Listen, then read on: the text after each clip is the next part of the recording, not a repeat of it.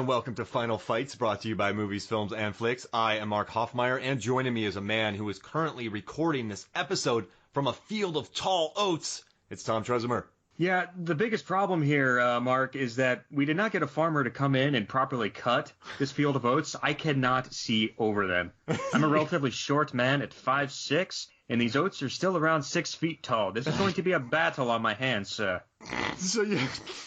You know what, though? I appreciate your dedication, because this final fight in the Count of Monte Cristo, I mean, it's beautiful. The tall grass that they fight in, I mean, it is a sweeping, classical-style fencing brawl that was choreographed by William Hobbs, who also was in our Rob Roy episode. He set that up, too. But this is a completely different fight, is it not? And how is it smelling in there? Is it good? Can you grab me some when you come back? It's a little dusty in here right now. I'm having some trouble breathing. I think I'm going to have to get to my Flonase. No, I think this is, there's brutal aspects of this fight. Like, they get really down and dirty and beat the crap out of each other at times, but it's also very beautiful. Like, the landscape. Yeah. I mean, it's a stark contrast. Like, it's a very serene, beautiful area, with that desolate, almost burned out husk of a building. Just a beautiful place, like you could just go and visit, but then people are murdering each other there. It's such, what I like about this fight is, I mean, first and foremost, I would not have want to have been the dolly grip on this. So a dolly grip is, the fight, since it's a fencing, they normally move in lines. So this is basically a fight of a horse charges at, all right, so the final fight we're talking about here is in Count of Monte Cristo. And it's between Edmond Dantes, played by Jim Caviezel, and Fernand Mondego, played by Guy Pearce. They were good friends. Mondego kind of snarked on Dantes. Dantes got sent to prison. He got a fortune. He came back. He's rich. He's a count.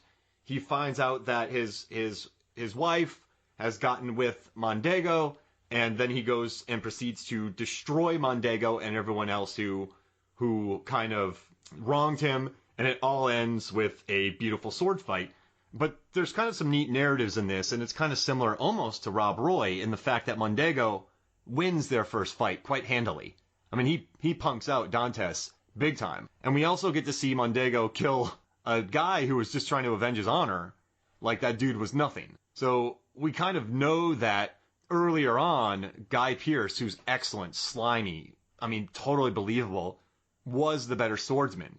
So now we're kind of getting a flipped script, which kind of makes this 3-minute fight much more enjoyable, I would say. Yeah.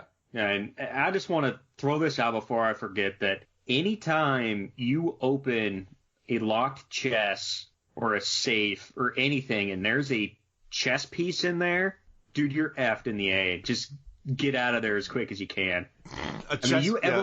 Just like a king's chess piece sitting by itself in a locked chest or a safe, get out of there. Yeah. Because that is not going to bode well for you. Run as fast as you can.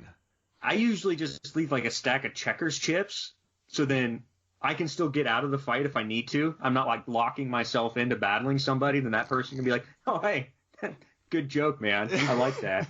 Yeah, this is fun. I'll see you later. Peace. Yeah, dude. But I like that. So this fight ends with Dantes has won, and Mondego's gonna ride away. But Guy Pearce is like, nah. Like, I'm gonna go back. You have everything. I have nothing. I can't live with that. I was the one with everything. You were the one with nothing. I am not gonna have that. And it's kind of deliciously nasty.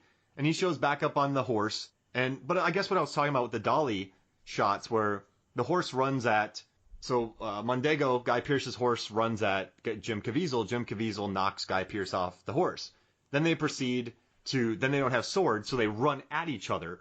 Which I think this is our 20th episode so far in Blade 2, and in the Incredible Hulk, people have run at each other during final fights. This is our third run at each other scene in a final fight. But then the fight proceeds to go to Guy Pearce gets a sword and he chases Caviezel, who throws a rock at him, which is beautiful. And then Caviezel gets his sword, and then they move back the same direction they came. So a dolly, how much dolly track do you think they laid down to put the dolly and camera on? 50 feet? 100 feet? Probably 100 feet. I would think that you've got to overshoot it just to make sure that you've got some clearance. That's a lot of dolly track to lay. and then especially get level out there. Oh gosh, that would take forever. But I gotta tell you, man, I love how that looks with the grass and the fencing. Oh yeah, sweeping through the grass, like you got that camera that's sweeping and panning, as it's following these guys riding or running towards each other, and it's like clipping the top of the grass. Like, it's a beautiful shot. And now we've talked about much longer fight scenes on this podcast. You've done a few with me. This one is super short. I mean, it's about a fourth of the time of Rob Roy, but I think it has to be because of how primal it is. This isn't a pretty fight. These two want each other dead, and they're not gonna taunt. They're not going to make anything look pretty. They just want to kill each other. Yeah, it's a brutal knockdown drag out. I think the build up to the fight is longer than the actual fight itself. Yeah.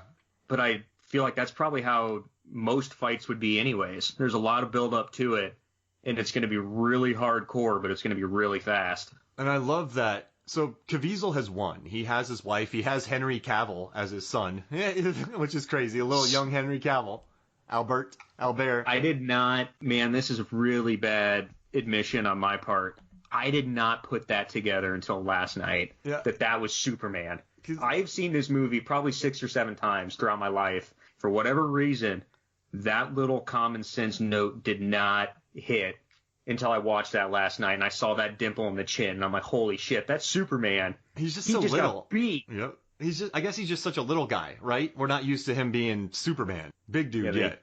And he put on he started lifting weights immediately after this movie. Yeah, and so what I kind of like is Caviezel has won. His wife did get shot, but it's in the shoulder, and Jacopo's like, yeah, she'll live, and he has everything. And then Jacopo's like, you got to go kill him.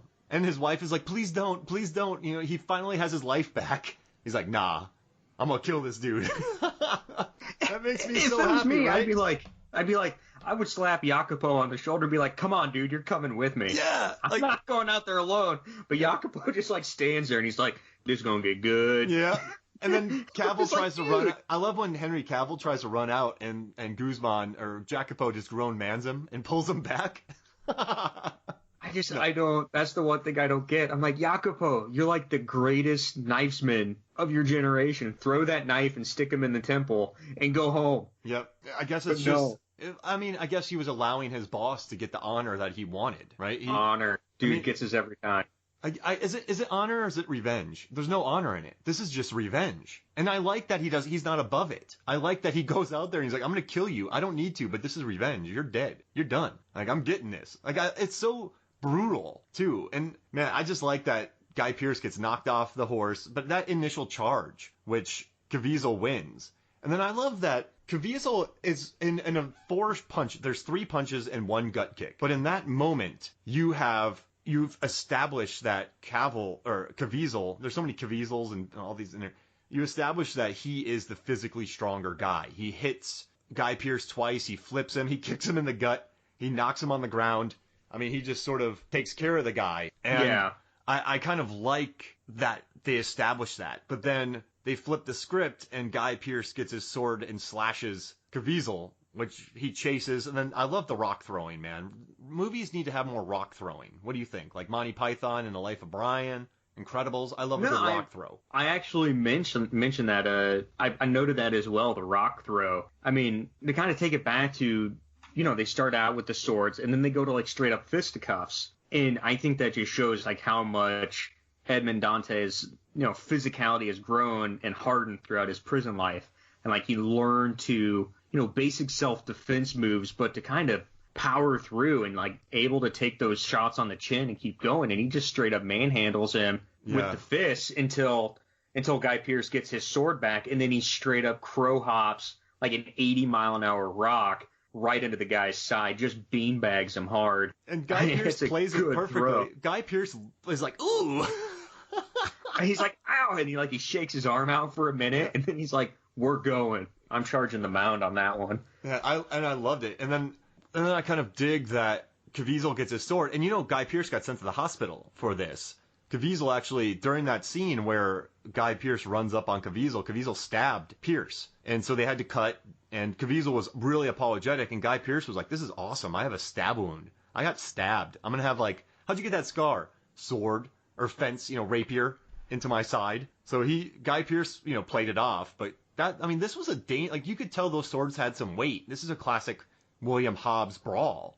Like, it's, I dug that about it. And what's cool with it, too, is, like, those rapiers weren't, from what I understand of swords, they weren't, like, hacking and slashing swords. They're not like the broadswords that are, super heavy that can break limbs when they hit people. They're more like the stabby type. Like, you're going for, puncture wounds and chest wounds and stuff like that. You're not hacking and slashing because they're so big.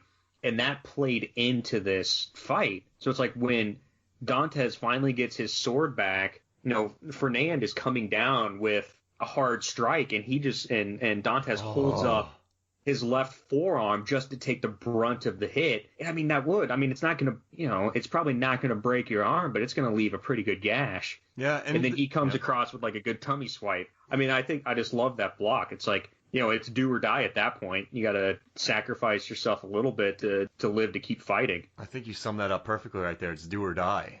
And in our Rob Roy episode, I love what you did. You broke it up into rounds and strikes. Did you have anything similar to this? I hate to put you on the spot. No, I do. So I kind of broke it up into 3 rounds. In the first round is where he opens up the chest and finds the chest piece. And so there's a very quick exchange of swordplay where Dantes then quickly disarms Ferdinand, and he's about to kill him. And that's when Albert shows up. And Dantes is like, boy, if I have to, I will kill you. I will not stop now. And then, then all the other supporting characters in the entire movie suddenly show up at that exact same movement at the same time. Yeah. And same field. So I give Dantes the win for that round 1 because there is some swordplay, there's some fighting. And then Fernand pretty much just says, screw it all, and he shoots Mercedes to try to get away. And so then he rides off, as we mentioned, he kind of rides back out to that billowing field, and he's staring off into the distance, and he knows there's nothing for him.